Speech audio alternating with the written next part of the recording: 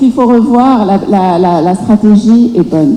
Ce qu'il faut revoir, c'est la mise en place, la mise en œuvre, comme je disais. Il y a des leviers, il faut se focaliser. On ne peut pas continuer. La stratégie propose de développer tout le Maroc. On ne peut pas développer tout le Maroc à partir du local. Il faut absolument faire ça au niveau régional.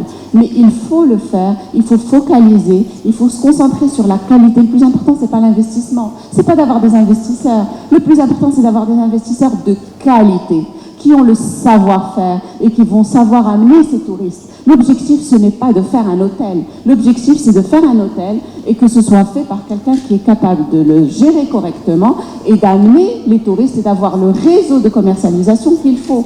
Également, donc des leviers importants, je parlais de l'aérien et du digital. Également, l'investissement, c'est pas que de l'hébergement, il y a l'animation qui est extrêmement importante et ne pas continuer à jouer sur les chiffres augmenter les chambres.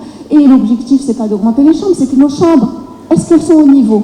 Et donc la rénovation est très importante. Nous travaillons sur tous ces chantiers. Le financement de ces rénovations, les banques ont arrêté de financer le secteur et on est en train de mettre en place les mécanismes de garantie de crédit, de subvention de la rénovation, de sorte à pousser et à attirer les gens à réinvestir dans ce secteur qui réellement, qu'on le dise ou pas cyclique, le tourisme emploie 10% de la population mondiale et le tourisme, c'est le secteur qui connaît la plus importante croissance au niveau mondial. Et au Maroc, depuis ces 3 dernières années, les nuitées ont augmenté de 25%, les arrivées ont augmenté de 20%.